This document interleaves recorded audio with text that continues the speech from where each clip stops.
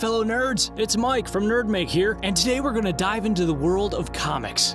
Marvel Legacy Reboots has a lot of promise within it for new and old fans. Here are just some of the changes coming to future comics. Starting off, we'll be seeing our favorite neighborhood Spider-Man returning to the Daily Bugle as part of the impending Marvel Legacy reboot, and the promise that the House of Ideas plans to take characters back to their roots and make comic series both new and old comic fans can enjoy. Our little web-slinger won't be making his way in the world as a photographer again.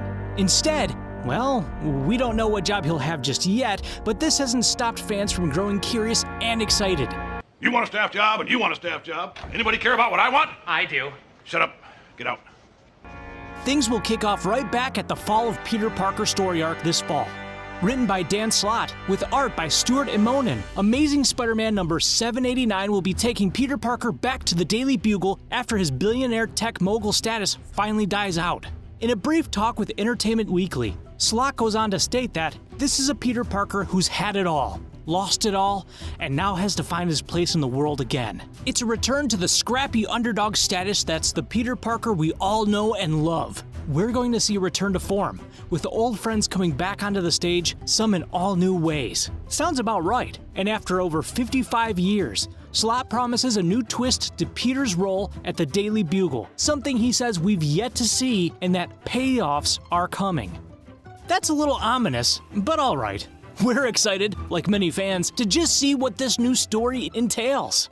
Moving on, for you Venom lovers, we'll be seeing the symbiote return to good, whether he really wants to or not. Venom will be swept along with the Marvel Legacy reboot, so fans should expect changes. Mark Bagley, creative team, and publisher all agreed to bring Eddie Brock back to his roots alongside other heroes, villains, and anti-heroes in the Marvel Universe. Speaking with Entertainment Weekly, Bagley says, Venom's more exaggerated look, the huge muscles, massive fangs, and that amazing tongue really evolved over the years from artist to artist, Bagley says. With the legacy stories, I think Marvel really wants to rein that in quite a bit. Bring Eddie Brock, Venom, back to his roots, so to speak.